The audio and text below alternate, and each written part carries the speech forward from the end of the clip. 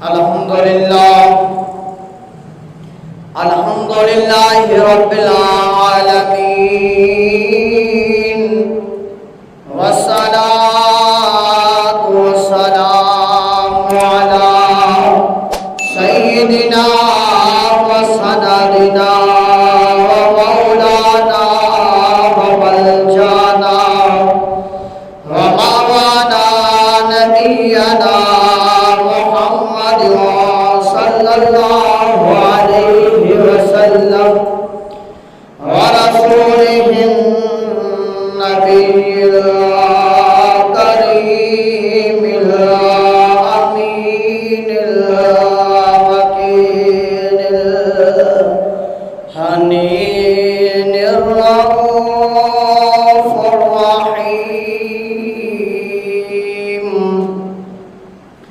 أما بعد فأعوذ بالله من الشيطان الرجيم. بسم الله الرحمن الرحيم.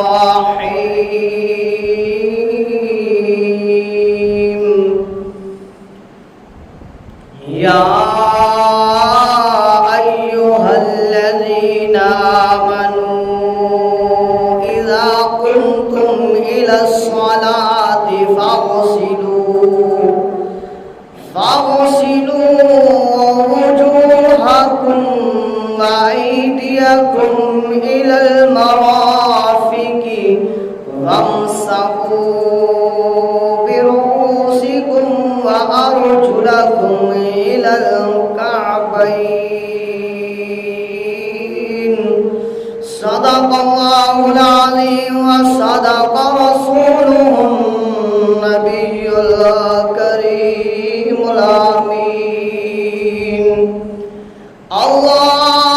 اللهم رب اشرح لي صدري ويسر لي أمري واحلل عقدة من لساني يفقهوا قولي.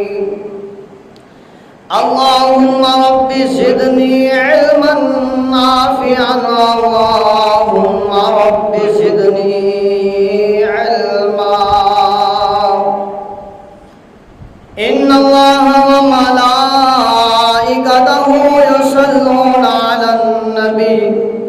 يا أيها الذين آمنوا صلوا عليه وسلموا تسليما. اللهم صل وسلم على سيدنا ومولانا محمد وبارك وسلم عليه. الصلاة والسلام عليك يا سيدي يا رسول الله. الصلاة والسلام عليك يا سيدي يا حبيب الله وعلى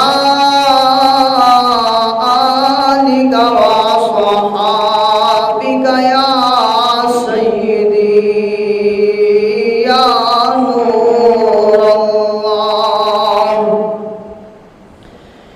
يا صاحب الجمال ويا سيد البشر من وجهك المنير لقد نور القمر.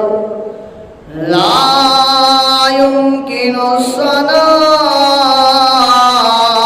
كما كان حقه بعد الخدا. بزرگ کوئی قصہ مختصر تھی جس نے مقدر میں گدائی تیرے در کی. قدرت نے اسے راہ دکھائی تیرے در کی.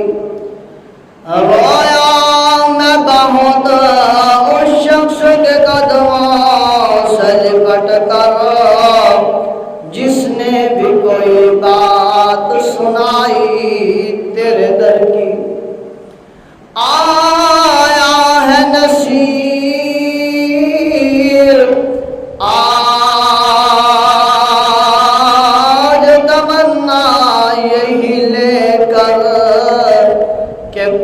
پلکوں سے کیے جائے صفائی تیرے در کی، آیا ہے نصیر آج تمنا یہی لے کر کہ پلکوں سے کیے جائے صفائی تیرے در کی۔ اور یا صحاب میٹھے مدنی دے تے ساڑے حال دے کرم ہزار جسم ابو بکر عمر عثمان علی تے ساڑے حامی چارے یار جسم تے ہوشی کہر دی گرمی میاں ڈی محشر دے او جلوے سرکار دسا تابش جی دیا سناتا پڑھ دے ہاں او دل لب ہلسا ساڑے بیڑے پار دسا۔ صلاۃ کے بعد واجب احترام سامعین محترم، اللہ وحدہ لا شریک کی پاک بارگاہ میں تمام حمد و ثنائیں ہیں، جس مالک لم یزل نے ہمیں پیدا فرمایا ہے۔ لاکھوں کروڑوں انگنت درود و سلام آقا دو جہاں، مہربان دو جہاں، رحمت للعالمین، مال کے کون و مکان، حضرت محمد مصطفیٰ احمد مجتبیٰ صلی اللہ علیہ وآلہ وسلم کی ذات کے لیے، اور لاکھوں انگنت سلام امام الانبیاء صلی اللہ علیہ وآلہ وسلم کے پیارے نواسہ حضرت امام علی مقام حضرت امام حسین رضی اللہ تعالیٰ عنہ کے لیے اور سبھی کے لیے اللہ کی پاک بارگاہ میں دعا کرتے ہیں، کریم اللہ ہم سب کے صغیرہ و کبیرہ گناہوں کو معاف فرمائے، ہم سب پر رحم کا کرم کا معاملہ فرمائے، کریم اللہ ہمیں زندہ رکھے ایمان پر، اور موت آئے تو خاتمہ ایمان پر، مرتے وقت کلمہ طیبہ پڑھنا نصیب ہو، آنکھوں کے سامنے مال کے طبیب دو جہاں حضرت محمد مصطفیٰ صلی اللہ علیہ وآلہ وسلم کا چہرہ انور مبارک ہو، اور ادھر سے حکم ہو کہ اے اسرائیل اب اس میرے پیارے بندے کی، اب اس میرے پیارے بندے کی جان کو قبض کر لیا جائے، روح کو قبض کر لیا جائے، کیوں اس نے دنیا میں رہ کر مجھے بھی یاد رکھا، میرے محبوب حضرت محمد مصطفیٰ احمد مجتبیٰ صلی اللہ علیہ وآلہ وسلم کو بھی یاد رکھا۔ تو ہر دم، ہر وقت، ہر گھڑی، ہر لمحہ اللہ کی پاک بارگاہ میں یہی دعا ہے، کریم اللہ ہمیں صراط مستقیم پر چلنے والا بنائے۔ اب وارث وقار جو مسجد میں تشریف فرما ہے، اللہ رب العزت مجھ سمیت ان سب کے علم و عمل میں اضافہ فرمائے، اور اللہ وحدہ لا شریک اور پیارے محبوب صلی اللہ علیہ وآلہ وسلم کے فرمان اور ارشاد مبارک سن کر اپنے دلوں کو منور اور معطر بنانے والا بنائے۔ جو آباد ابھی تک مسجد میں تشریف نہیں لائے، کریم اللہ انہیں بھی ہدایت بھی عطا فرمائے اور جلد مسجد میں آنے کی توفیق بھی عطا فرمائے۔ جمعۃ المبارک کا مختصر سا جو وقت ہے، اس میں جو موضوع ہے وہ ہے وضو کی فضیلت اور وضو کا طریقہ۔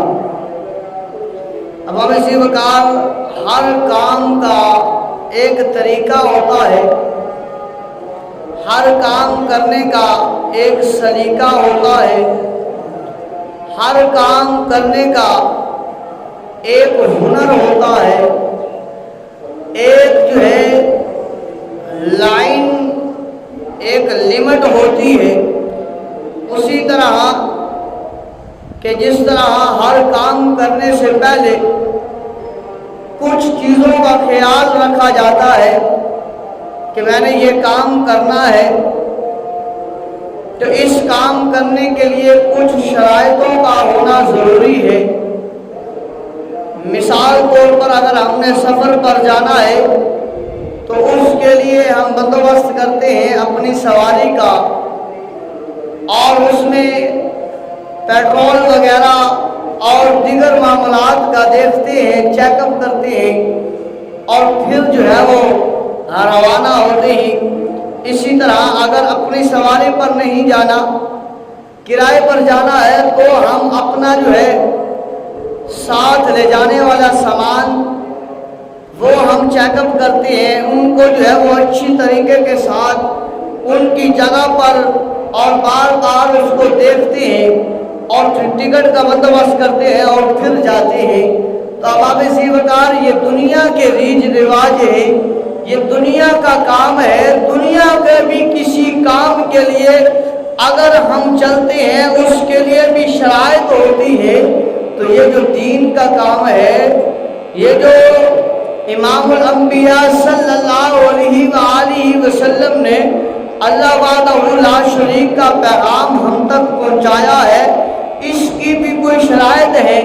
ان میں جو رکن نماز کا ہے اس کے لیے وضو کا ہونا جو ہے وہ شرط ہے۔ اگر وضو جو ہے وہ نہیں ہے تو ہمارا پھر نماز پڑھنا، قرآن پڑھنا بھی قابل قبول نہیں ہے۔ تو گویا کہ دنیا کے کسی کام بھی کوئی کرنا ہے، کسی کا کام ہے، کوئی کام ہے، اس کے لیے شرائط ہے۔ اسی طرح جب نماز پڑھنی ہے، جب اللہ کا قرآن پڑھنا ہے، جب اللہ کا کلام اٹھانا ہے، جب مقدس کتاب کو اٹھانا ہے، جب اللہ تبارک و تعالیٰ نے جو محبوب علی نبینا علیہ السلام کے قلب اطہر مبارک پر نازل کی کتاب قرآن مجید ہے، جب اس کو پڑھنا ہے، اسے اٹھانا ہے، اسے چھونا ہے، جب اللہ کی بارگاہ میں آ کر سجدہ کرنا ہے، اللہ کی بارگاہ میں آ کر رکوع کرنا ہے، قیام کرنا ہے، اس کے لیے شرط یہ ہے کہ وضو کا ہونا ضروری ہے۔ وضو اس کے لیے شرط ہے۔ اب ایک بندہ وضو نہیں کرتا، آج گئے صبح سے شام تک، شام سے فجر تک، یعنی کہ صبح صادق تک ساری رات وہ نماز پڑھتا رہتا ہے، قرآن اٹھاتا ہے، سینے سے لگاتا ہے، پڑھتا رہتا ہے، دن بھی گزر گیا، رات بھی گزر گئی، کھڑے ہو کر گزار دیا، سجدے میں گزار دی، رکوع میں گزار دیا، اور جو ہے وہ رات جو ہے قرآن کی تلاوت کرتے ہوئے گزار دی، یا جو ہے وہ اللہ تبارک و تعالیٰ کو سجدہ کرتے ہوئے گزار دی، پر وضو نہیں کیا، تو یاد رکھ لیجئے کہ اللہ نے جو شرط مقرر فرمائی ہے، اللہ نے جو کلام مجید کو اٹھانے کی جو شرط لگائی ہے، اللہ نے جو نماز پڑھنے کی شرط لگائی ہے، اگر اس کو پورا نہیں کیا تو نماز بھی کام نہیں آئے گی، قرآن پڑھنا بھی کام نہیں آئے گا، بلکہ الٹا گناہ ملے گا۔ نیکیوں کے انبار کی بجائے گناہوں کے انبار لگا رہے ہیں۔ اگر نیکیوں کا انبار لگانا ہے، اگر حق پر چلنا ہے، اگر صحیح معنوں میں نماز کو پڑھنا ہے، اگر اللہ کے کلام کو اٹھانا ہے، اللہ کے قرآن کو سینے سے لگانا ہے، اللہ کے قرآن کو دیکھ کر پڑھ کے اپنی آنکھوں کو ٹھنڈک پہنچانا ہے، اپنے دماغوں کو سرور پہنچانا ہے، اپنے دل کو منور کرنا ہے، تو نماز کے لیے بھی، قرآن کے لیے بھی، جو شرط رکھی گئی ہے وضو کرنا، پھر پہلے وضو کرنا ہوگا، پھر یہ کام کریں گے تو پھر انشاءاللہ قابل قبول بھی ہوں گے اور ہمارے لیے نجات کا سبب بھی بن جائیں گے، ہمارے لیے نجات کا سبب بھی بن جائیں گے۔ اب آئیے ہم اللہ کی بارگاہ میں عرض کرتے ہیں، مولا تو نے قرآن عطا فرمایا، تو نے ہمیں سلیقہ عطا فرمایا، اللہ تو نے نماز کا حکم عطا فرمایا، اللہ تو نے فرمایا کہ سب عبادتوں میں میری پسندیدہ جو عبادت ہے وہ نماز ہے۔ اللہ تو نے قرآن کو محبوب کے قلب اطہر مبارک پر نازل فرمایا۔ میرا محبوب تیرا حبیب اگر مکہ کی گلیوں میں چل رہا تھا، اللہ تو نے قرآن کو مکہ کی گلیوں میں بھیج دیا۔ اللہ میرا محبوب تیرا حبیب حضرت محمد مصطفیٰ صلی اللہ علیہ وسلم اگر بیت اللہ شریف کا طواف کر رہا تھا، اللہ تو نے قرآن کو وہاں اس کے ساتھ بھیج دیا۔ اللہ جب میرا محبوب تیرا حبیب حضرت محمد مصطفیٰ صلی اللہ علیہ وسلم غار سور میں ہے، اللہ تو نے قرآن کو وہاں بھیج دیا۔ اللہ میرا محبوب تیرا حبیب حضرت محمد مصطفیٰ صلی اللہ علیہ وسلم اللہ جب وہ غزوہ بدر میں تھا، اللہ تو نے قرآن کو وہاں بھیج دیا۔ اللہ جب وہ مدینہ طیبہ میں آ گیا، اللہ تو نے قرآن کو وہاں بھیج دیا۔ اللہ جب وہ غار حرا میں آ گیا، اللہ تو نے قرآن وہاں بھیج دیا۔ اللہ جب وہ مسجد نبوی میں آیا، اللہ تو نے قرآن کو وہاں بھیج دیا۔ اللہ جب وہ منبر رسول پر آیا، اللہ تو نے قرآن کو وہاں بھیج دیا۔ اللہ جب وہ مصلی پر آیا، اللہ تو نے قرآن کو وہاں بھیج دیا۔ اللہ تو نے ہر جگہ پر قرآن کو بھیج دیا ہے۔ اللہ محبوب جہاں جہاں گیا تو نے قرآن کو وہاں وہاں بھیجا۔ اللہ جو تیری نماز ہے جس میں تیری بندگی ہوتی ہے، جس میں تیری عبادت ہوتی ہے، جس میں تیری رضامندی شامل ہے، جس میں تیری پسندیدگی شامل ہے، اللہ وہ تحفہ تو نے مکہ میں نہیں بھیجا، اللہ وہ تو نے حرم پاک کا طواف کرتے ہوئے نہیں بھیجا، اللہ وہ تو نے طائف کی وادی میں محبوب کو پتھر کھاتے ہوئے نہیں بھیجا، اللہ تو نے اس کو غار حرا میں نہیں بھیجا، اللہ تو نے اسے غار سور میں نہیں بھیجا، جنگ بدر میں نہیں بھیجا، غزوہ حنین میں نہیں بھیجا۔ اللہ وہ تحفہ جو ہے تو نے زمین پر خود نہیں بھیجا، بلکہ امام الانبیاء حضرت محمد مصطفیٰ کو عرش اولا پر بلا کر اپنا دیدار کروا کے اپنے ملاقات کا جو ہے تحفہ دے کر اور ان کی امت کے لیے، امت محمدیہ کے لیے نماز جیسا تحفہ عطا فرمایا ہے۔ یہ تو تحفہ عرش اولا سے آیا ہے۔ اللہ قرآن جگہ جگہ پر محبوب کو عطا فرمایا، پر نماز جگہ جگہ پر نہیں عطا فرمائی، بلکہ محبوب کو بتایا محبوب اب مکہ سے چل مسجد اقصیٰ میں، اور مسجد اقصیٰ سے پہلے وہ آسمان پر، دوسرے تیسرے چوتھے پانچویں چھٹے ساتویں اور حتیٰ کہ سدرۃ المنتہا کا مقام بھی کراس کر لے، رف کو بھی پیچھے چھوڑ دے، جبریل کو بھی پیچھے چھوڑ دے، آجا عرش اولا پر اپنے نالین کو بھی پیچھے نہ چھوڑ، اسے بھی ساتھ لے آ۔ یہاں پر یا تو ہوگا یا خدا ہوگا یا میرا محبوب محمد مصطفیٰ ہوگا۔ وہاں پر اللہ تبارک و تعالی نے نماز جیسا تحفہ عطا فرمایا۔ ہم نے عرض کیا باری تعالیٰ یہ نماز کا اتنا اعلیٰ تحفہ تو نے اپنے محبوب کو عرش اولا پر بلا کر دیا ہے۔ اللہ اس کو پڑھنے کے لیے، اس کو ادا کرنے کے لیے، اور اسی قرآن میں تو نے کم و بیش 750 مرتبہ نماز کا حکم عطا فرمایا ہے۔ اللہ اتنا پسندیدہ عمل، اللہ اتنی پیاری عبادت، اللہ اس کے لیے کوئی شرط لگائی ہے؟ اللہ فرماتا ہے ہاں اس کے لیے شرط ہے، اگر نماز پڑھنے آنا ہے، میرا قرآن پڑھنے آنا ہے، اسے اٹھانا ہے، اس کے لیے شرط ہے۔ عرض کی باری تعالیٰ کیا شرط ہے؟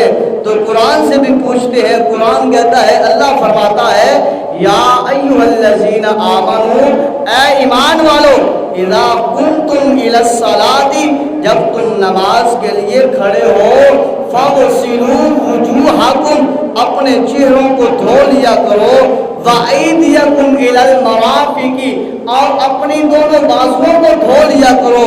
فرمایا وَامْسَحُوا بِرُؤُوسِكُمْ اور اپنے سروں کا مسح کر لیا کرو، وَأَرْجُلَكُمْ إِلَى الْكَعْبَيْنِ اور اپنے پاؤں کو ٹخنوں سمیت دھو لیا کرو۔ یہ شرط ہے، نماز پڑھنی ہے یہ شرط ہے، قرآن پڑھنا ہے یہ شرط ہے۔ جو بندہ یہ شرط پر عمل نہیں کرتا، قرآن بھی پڑھتا ہے، اٹھاتا ہے، چھوتا ہے، سینے سے لگاتا ہے، ادب کرتا ہے، احترام کرتا ہے، پر وضو نہیں کرتا، تو اس نے شرط کو نہیں اپنایا، اس نے جو قرآن اٹھایا ہے اس کا ثواب نہیں بلکہ گناہ ملے گا۔ نماز کے لیے فرمایا اذا قمتم الى الصلاۃ، نماز کے جب کھڑا ہو تو یہ چاروں فرض یعنی کہ وضو کے ادا کر لیے کر، وضو کر لیے کر، پھر نماز پڑھ، پھر جب نماز پڑھے گا تو پھر تجھے ثواب ملے گا۔ اگر سارا دن ساری رات نماز پڑھتا رہے نہ تو وضو کر تو پھر تجھے جو ہے وہ اس کا ثواب نہیں ملے گا، الٹا گناہ ملے گا۔ تو لہذا وضو شرط ہے، نماز کے لیے بھی شرط ہے، قرآن کو اٹھا کر قرآن کو دیکھ کر پڑھنے کے لیے بھی۔ تو اس لیے دوستوں بزرگوں، ہر چیز کا ایک جو ہے وسیلہ اور ایک جو ہے طریقہ، ایک سلیقہ ہوتا ہے۔ تو نماز پڑھنے کے لیے جو وسیلہ ہے پہلا نمبر پہ وہ وضو ہے، جو طریقہ ہے پہلے نمبر پر وضو ہے، جو شرط ہے وہ پہلے نمبر پر وضو ہے، جو سلیقہ ہے وہ پہلے نمبر پر وضو ہے۔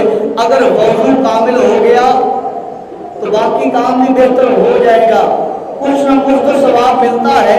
جب ایک بندہ جو ہے وہ آتا ہی نہیں وضو میں، وضو کرتا ہی نہیں، اندر داخل ہی نہیں ہوتا، وضو کرے گا تو اندر داخل ہوگا، جب وضو صحیح نہیں ہوگا تو نماز اور قرآن پڑھنا کیسے ٹھیک ہوگا؟ آئیے یہ قرآن پاک کی آپ نے آیت کریمہ سنی، اس کا ترجمہ سنا کہ اللہ وحدہ لا شریک فرماتا ہے اے ایمان والو، جب تم نماز پڑھنے کا ارادہ کرو تو اپنے منہ اور کونیوں تک ہاتھوں کو دھو لو اور سروں کا مسح کرو اور ٹخنوں تک پاؤں کو دھو۔ یہ قرآن نے چاروں فرض ترتیب کے ساتھ بتا دیے ہیں۔ اب آئیے حدیث پاک کی طرف چلتے ہیں کہ حدیث پاک میں امام الانبیاء صلی اللہ علیہ وسلم نے وضو کے بارے میں کیا ارشاد فرمایا ہے۔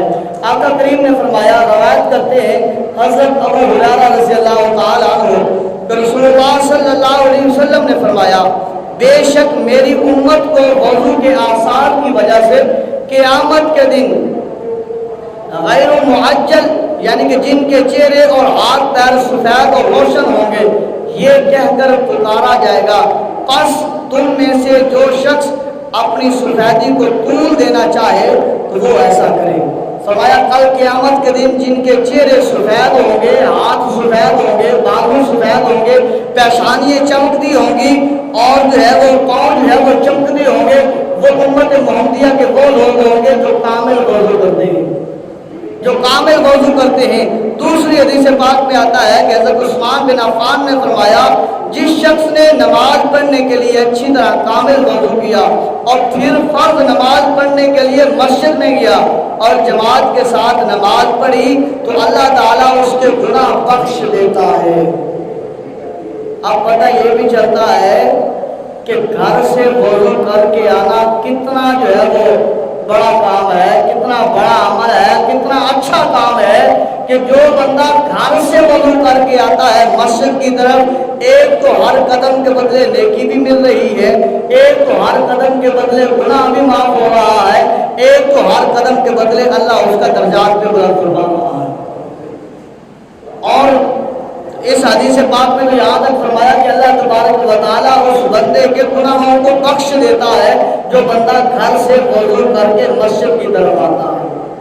تو کوشش کیا کریں گھر سے وضو بنائیں اور گھر سے وضو بنا کر اللہ تبارک و تعالیٰ کے گھر میں نماز پڑھنے کی نیت سے تشریف لائیں تو اللہ تبارک و تعالیٰ برکتیں اور رحمتیں عطا فرمائے گا۔ اب آپ سے مقدار دوسری حدیث پاک میں آتا ہے جس کے راوی ہیں حضرت ثابت رضی اللہ تعالیٰ عنہ، آپ فرماتے ہیں کہ رسول اللہ صلی اللہ علیہ وسلم نے فرمایا، جب بندہ مومن نماز کے لیے وضو کرتا ہے، جیسے ہی وہ ہاتھ اپنے دھوتا ہے اللہ تبارک و تعالیٰ اس کے گناہوں کو ایسے معاف فرما دیتا ہے، ایسے صاف کر دیتا ہے، حتیٰ کہ اس کے ناخنوں کے بیچ سے بھی گناہ جو ہے وہ جھڑ جاتے ہیں۔ فرمایا جب وہ اپنا چہرہ دھوتا ہے اللہ تبارک و تعالیٰ اس کے چہرے کے گناہوں کو ایسے دھو دیتا ہے، ایسے مٹا دیتا ہے، حتیٰ کہ اس کی جو پلکیں ہیں اس سے بھی گناہ جو ہے وہ جھڑ جاتے ہیں۔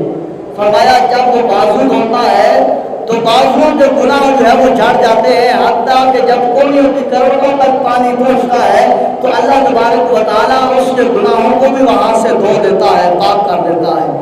اور فرمایا جیسے وہ مسح کرتا ہے تو اللہ تبارک و تعالیٰ بندہ مومن کے سر کے گناہوں کو معاف فرما دیتا ہے، حتیٰ کہ کانوں کی انگلیاں، جب وہ کانوں میں انگلیاں پھیرتا ہے فرمایا کانوں سے بھی اس کے گناہ جو ہے وہ نکل جاتے ہیں۔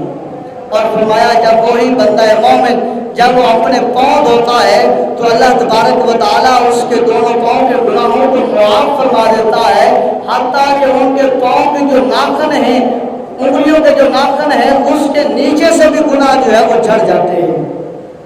اللہ اکبر، کتنا جو ہے وہ اعزاز ہے، اللہ تبارک و تعالیٰ نے کتنا اعزاز عطا فرمایا ہے امت محمدیہ کو۔ حقیقت جانیے یہ کسی اور کو حاصل نہیں ہوا جو امت محمدیہ کو اللہ تبارک و تعالیٰ نے عطا فرمایا ہے، جو انعام و اکرام کی بارشیں اللہ تبارک و تعالیٰ نے امت محمدیہ پر اپنے محبوب کے صدقے نچھاور فرمائی ہے، وہ کسی اور کے لیے نہیں فرمائی۔ کہ وضو کرنا اپنے لیے ہے، پاک ہونا اپنے لیے ہے، اللہ کی بارگاہ میں جب نماز آ کے پڑھیں گے تب، لیکن نہیں فرمایا جیسے ہی عمل شروع کرو گے اللہ تبارک و تعالیٰ گناہوں کو معاف فرما دے گا۔ یہ فضیلت تھی، یہ شان تھی، یہ مرتبہ تھا، یہ مقام تھا۔ قرآن کو بھی پکڑنا ہے تو وضو کر کے، پڑھنا ہے کھولنا ہے تو وضو کر کے، نماز پڑھنی ہے یا سجدہ تلاوت کرنا ہے تو بھی وضو کر کے پھر جو ہے وہ سجدہ تلاوت کرے، پھر نماز پڑھے۔ اگر بغیر وضو کے یہ عمل کیے تو کوئی قابل قبول نہیں ہوں گے، یہ شرط ہے اس کی۔ تو اب سے مقام حدیث طیبات میں آتا ہے کہ رسول اللہ صلی اللہ علیہ وسلم نے فرمایا کہ وضو کرتے وقت جو شخص بسم اللہ الرحمن الرحیم پڑھ لیتا ہے تو اللہ تبارک و تعالیٰ اس کے پورے جسم کو پاک فرما دیتا ہے۔ سبحان اللہ، کیا بات ہے! وضو کرتے ہوئے اتنی سی بات بسم اللہ الرحمن الرحیم پڑھنے سے پورا جسم پاک ہو جاتا ہے۔ اور دوسرے حدیث پاک میں یہاں آتا ہے کہ جو بندہ وضو کرتے وقت بسم اللہ والحمدللہ یہ جملے کو ادا کرتا ہے تو اللہ تبارک و تعالیٰ کے محبوب نے فرمایا جب تک وضو رہتا ہے فرشتے اس کے نامہ اعمال میں نیکیاں لکھتے رہتے ہیں۔ بسم اللہ والحمدللہ یہ دو جملے کہنے کی وجہ سے فرمایا جب تک وضو برقرار رہتا ہے اللہ تبارک و تعالیٰ کے فرشتوں کی ڈیوٹی ہے کہ اس کے جو ہے وہ نامہ اعمال میں نیکیاں لکھتے رہتے ہیں۔ اب آئیے طریقہ کو آج جو ہے وہ سماعت فرما لیے، 44 منٹ بھی ہو گئے کہ پہلا نمبر پر جب وضو کرنا ہے تو مستحب ہے تو اونچی جگہ پر بیٹھیں تاکہ پانی کے چھینٹے جو ہے وہ اپنے اوپر نہ آئیں۔ اونچی جگہ پر بیٹھ کر اگر قبلہ رخ ہو تو زیادہ بہتر ہے، مستحب عمل ہے۔ اگر نہیں ہے قبلہ رخ جگہ تو پھر بھی کوئی حرج نہیں، تو لہذا اونچی جگہ پر بیٹھیں اور بسم اللہ الرحمن الرحیم پڑھ کے اپنے دونوں ہاتھوں کو دھو لیں۔ یہ جو ہے وہ کلائیوں کا جو ہے وہ دونوں ہاتھوں کو دھونے کے بعد پھر جو ہے وہ دائیں ہاتھ میں پانی لیں چنو پر اور منہ میں ڈال کر جو ہے وہ غرارہ کر لیں۔ غرارہ کریں 3 مرتبہ۔ اگر مسواک ہے تو ساتھ مسواک کر لیں، اگر مسواک نہیں موجود تو یہ شہادت والی انگلی کے ساتھ جو ہے وہ دائیں بائیں دونوں طرف جو ہے وہ پھیر لیں، اللہ تبارک و تعالیٰ ثواب عطا فرمائے گا۔ اگر مسواک ہو تو حدیث پاک میں آتا ہے کہ عام نماز سے، عام وضو سے جو مسواک والا وضو ہے وہ 70 گنا زیادہ بہتر ہے، زیادہ افضل ہے اگر مسواک ہو تو وضو جو ہے وہ کلی کرنے کے بعد دائیں ہاتھ میں پھر پانی لینا ہے، ناک میں پانی چڑھائیں، اوپر تک پانی پہنچ جائے جہاں تک ممکن ہو سکے، اور پھر اگر ناک کی صفائی کرنی ہے تو یہ بائیں ہاتھ کی چھوٹی انگلی کو استعمال کیا جائے گا۔ اس کے بعد جو ہے وہ چہرہ دھونا ہے یاد رکھ لیجیے چہرہ دھونا پہلا فرض ہے. اب پانی لینا ہے چہرے پر تو یہ بالوں کی پیشانی سے لے کر یہ تھوڑی کے نیچے تک، ادھر اس کان کی لو سے لے کر اس کان کی لو تک مکمل یہ جو ہے وہ دھونا فرض ہے. اگر فرض میں کمی رہ جاتی ہے تو وضو نہیں ہوگا. جب وضو نہیں ہوگا نماز قرآن کچھ بھی نہیں ہوگا. لہذا پہلا فرض یہ ہو گیا. ترتیب جو میں بتا رہا ہوں وہ مکمل آتی جائے گی، بیچ میں فرض جو ہے وہ ایڈجسٹ ہوتے جائیں گے. یہ 3 مرتبہ چہرہ دھونا ہے، اس کان کی لو سے اس کان کی لو تک، بالوں کی پیشانی سے لے کر تھوڑی کے نیچے تک. اس کے بعد دایاں ہاتھ جو ہے وہ مکمل جو ہے وہ کونیوں سمیت دھونا ہے. بازو مکمل یہ فرض ہے بازو دھونا. اس میں اگر یہ کونی جو ہے وہ خشک رہ جاتی ہے، کوئی شخص ایسے چلو میں ہاتھ میں پانی لیتا ہے ایسے چھوڑ دیتا ہے 3 مرتبہ اور وہ سمجھتا ہے کہ شاید میں نے فرض ادا کر لیا. اس طرح فرض ادا نہیں ہوتا. فرض ادا کرنے کے لیے یہ مکمل بازو دھونا ہوگا. کونیوں سمیت ادھر تک جو ہے وہ مکمل دھو. اگر جو ہے نیچے سے جگہ خشک رہ گئی یا جو جگہ اکٹھی ہو رہی ہے جوڑ جو ہے اگر یہ خشک رہ گیا تو ہمارا وضو نہیں ہوگا. ہمارا یہ فرض رہ گیا تھوڑا تو ہمارا وضو نہیں ہوگا. نہ وضو نہیں ہوگا، نماز قرآن نہیں. اس کے بعد یہ دوسرا فرض بھی ادا ہو گیا کہ دایاں ہاتھ بالوں سمیت کونیوں سمیت، پھر بایاں. اب جو ہے وہ مسح کرنا ہے. مسح جو ہے وہ اس کا طریقہ کار جو ہے وہ یہ ہے، یہ تینوں انگلیاں آپس میں ملا لی جائیں. یہ تینوں ملا کر یہاں پیشانی سے شروع کر کے آخر تک لے جائیں اور پھر یہ جو چیز جگہ باقی بچی ہوئی واپس ایسے ہی لے کے آئیں. یہ جگہ بھی مکمل ہو جائے گی. اور پھر یہ جو انگلی ہے شہادت والی اس کو کان کے اندر رکھیں. یہ جو انگوٹھا ہے اسے کان کے پیچھے پھیر دیں، انگلی کو اندر پھیر دیں. اس طرح سر کا مسا بھی ہو جائے گا، کانوں کا مسا بھی ہو جائے گا. پیچھے ان ہتھیلیوں کی یہ بیک سائڈ رہ گئی ہے. اب اس سے جو ہے آپ کھٹی کا جو ہے وہ مسا کریں گے ایسے دائیں اور یہ اس طرح بائیں. یہ دونوں ہاتھوں کی فرنٹ سائڈ بھی اور بیک سائڈ بھی استعمال ہوگی. اس طرح سر کا مسا بھی ہو گیا، کانوں کا مسا بھی ہو گیا اور پیچھے کھٹی کا مسا بھی ہو گیا. یہ طریقہ کار ہے. اگر کوئی ویسے ہی جو ہے وہ پانی استعمال کرتا ہوا ایسے کر لیتا ہے تو بھی اس کا جو ہے وہ مسا ہو جائے گا، سنت ادا ہو جائے گی، فرض ادا ہو جائے گا. یہ جو طریقہ بتایا ہے یہ اچھا طریقہ ہے اور یہ فقہاء کرام نے لکھا ہے اس کو، یہ اچھا طریقہ ہے. اگر کوئی ایسا نہیں کرنا چاہتا تو جلدی سے کر لیتا ہے ایسے تو اس کا بھی مکمل ہو جائے گا. پیچھے سے کر لیتا ہے اس کا بھی مسا برحال ہو جائے گا. اس کے بعد جو ہے وہ دایاں پاؤں دھونا ہے ٹخنوں سمیت، اور حتیٰ کہ اگر آدھی پنڈلی تک دھو لیا جائے تو زیادہ بہتر ہے، ورنہ کم از کم ٹخنوں کے اوپر تک دھوئیں. اور جو اس میں پاؤں کی انگلیاں ہیں ان میں خلال کیا جائے. اگر جن کی انگلیاں ملی ہوئی ہیں اگر ان کے انگلیوں کے درمیان جگہ خشک رہ جاتی ہے تو وضو کا چوتھا فرض نہیں ادا ہوگا. جب چوتھا فرض ادا نہیں ہوگا تو پھر نماز قرآن نہیں، عبادت قابل قبول نہیں. اس کے بعد جو ہے وہ بایاں پاؤں دھونا، اس کا بھی معاملہ یہی ہے، اس کی بھی انگلیوں میں خلال کیا جائے. اب وضو ہمارا مکمل ہو گیا. اس میں سنت بھی آ گئے، مستحبات بھی آ گئے اور ساتھ جو ہے وہ واجبات و فرائض بھی چاروں مکمل ہو گئے. اب وضو کرنے کے بعد جن کی داڑھی ہیں اگر ان کے پاس کنگھی ہے تو وہیں بیٹھے بیٹھے ان داڑھیوں میں کنگھی پھیرنا بھی سنت ہے. جو بیٹھ کر داڑھیوں میں کنگھی کرتے ہیں تو محبوب علیہ السلام کے صحابی نے بتایا ہے کہ ان کے گھر فاقہ تنگی نہیں آتی. جو بیٹھ کر کنگھی کرتے ہیں وضو کرنے کے بعد یہ داڑھی مبارک میں. اس کے بعد جب کھڑے ہوں گے تو دوسرا کلمہ جس کو آتا ہے اشہد ان لا الہ الا اللہ وحدہ لا شریک لہ واشہد ان محمدا عبدہ ورسولہ پڑھ لیجیے گا. اگر وہ نہیں، اگر نماز والا پڑھنا چاہتا ہے اشہد ان لا الہ الا اللہ واشہد ان محمدا عبدہ ورسولہ یہ پڑھ لے. اور اس کے ساتھ اگر سورۃ قدر آتی ہے انا انزلناہ فی لیلۃ القدر اگر وہ پڑھ لیتا ہے اس کے پھر کیا ہی کہنے. حدیث پاک میں آتا ہے جو بندہ وضو کرنے کے بعد سورۃ قدر ایک مرتبہ پڑھتا ہے کل قیامت کے دن اللہ تبارک و تعالیٰ اس بندے کو صدیقین کی جماعت سے اٹھائے گا، سچوں کی جماعت سے اٹھائے گا. उसी हदीस में फरमाया जो 2 मरतबा वज़ू करने के बाद सूरत कद्र इन्ना अंज़लनाहु फी लैलतिल क़द्र पढ़ लेता है तो फरमाया वो कल क़यामत के दिन शहीदों की जमात से उठाया जाएगा।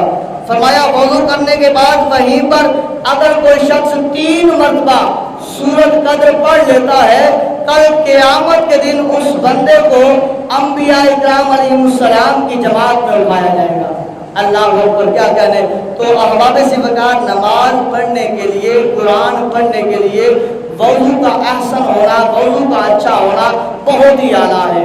हज़रत इमाम हसन हुसैन बैठे हैं, देखते हैं कि एक बुजुर्ग जो है वज़ू कर रहा है, उसके में वज़ू में कमी है।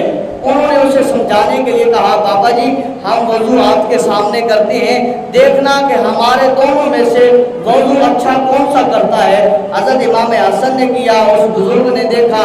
हज़रत इमाम हुसैन ने किया, उस बुजुर्ग ने देखा। दोनों शहजादों ने पूछा, बाबा जी बताएं हम दोनों में से अच्छा वज़ू किसने किया है।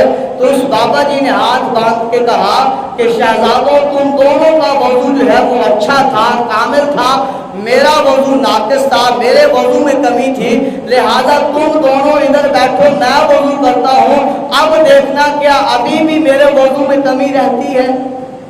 तो वज़ू किया, दोनों शहजादों ने मुस्कुराए और दुआ दी। फरमाया बाबा अब आपका वज़ू बिल्कुल ठीक है। अगर वज़ू यानी कि वज़ू में कमी बर्दाश्त रहती, उससे अगर इबादत हो जाती तो गोया इमाम हसन हुसैन उस बाबा जी को रोक कर और अपना वज़ू दिखाकर बताकर दर्स ना देते। यहाँ से पता ये चलता है, मसला समझ ये आता है कि नमाज फिर ही काबिल कबूल होगी, कुरान पढ़ना फिर ही काबिल कबूल होगा जबकि पहले वज़ू मुकम्मल होगा। अल्लाह रब्बुल इज़्ज़त की पाक बारगाह में दुआ करते हैं, करीम अल्लाह हमें ये दीन के मसाइल समझने की तौफीक अता फरमाए।